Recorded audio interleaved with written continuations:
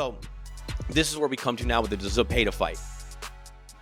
I could see this fight going a million different directions. Obviously, my primary outlook is going to be that he's going to, shut him down with the timing, the feinting, the rhythm, the pot shotting, and just his excellent skill set in general, his footwork, his ring generalship and all that.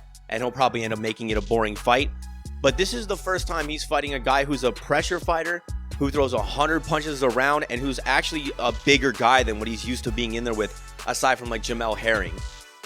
So I don't think Zepeda is going to be really too fazed by the fact that Shakur's trying to time him and find his shots. I think he's just going to walk in behind his jab, throwing a trillion punches, try to get inside and just let his hands go. And this is really where the test is going to be. I'm not saying that Shakur Stevenson should get in there and have an inside war with this guy. You don't want to fight your opponent's fight ever. But if you really want to show the fans that you're more than just the guy who runs around and just tries to get points, you might as well just turn to fencing at that point in time, because this is a combat sport at the end of the day. I know it's boxing, hit and don't get hit, but it's a combat sport. It's a gladiatorial sport. So, show the fans that you have it in you to at least want to get into a fight. He complains about everybody ducking him, but they're ducking him the way that he ducks getting into a fight at all. So, which is the worst sin? Of course, no one's going to want to fight the guy. Do you really want to be in a snooze fest with Shakur Stevenson for 12 rounds so he could pick up another easy victory and ride off into the sunset and not raise your stock in any way, shape, or form?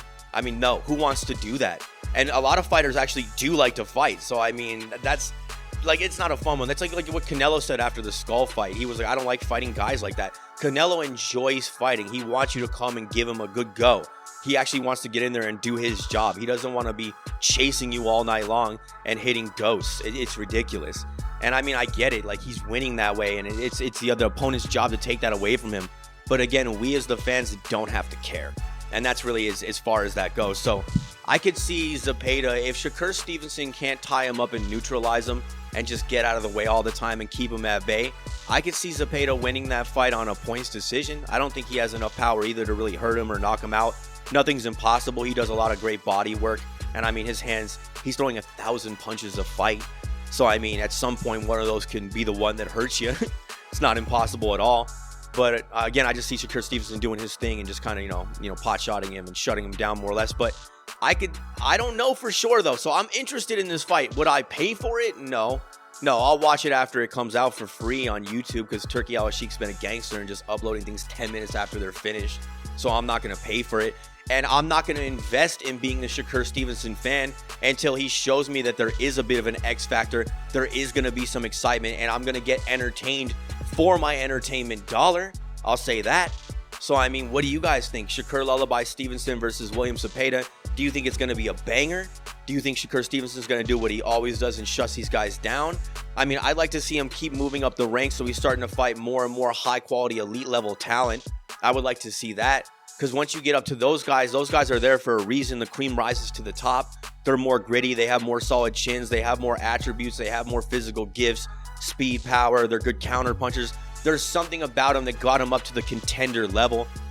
Even if they're not like the generational talents of like a Teofimo Lopez. There's guys out there that are solid fighters that could give him some work. And here's the thing about Shakur Stevenson. No matter how polished and refined his skill set is, we want to see what makes the man the man. We want to see him get into different situations, see how he handles it, see him face adversity, see him overcome that, the glorious things about boxing that we love so much. What does he do when he is pressed? What does he do when he is challenged? What does he do when a guy's in his face? Does he fight back? Does he run away? Does he give up? Does he clench all night long? Who are we watching here? Who are we supporting? And I hope William Zepeda could bring that out of him. I really do. KO.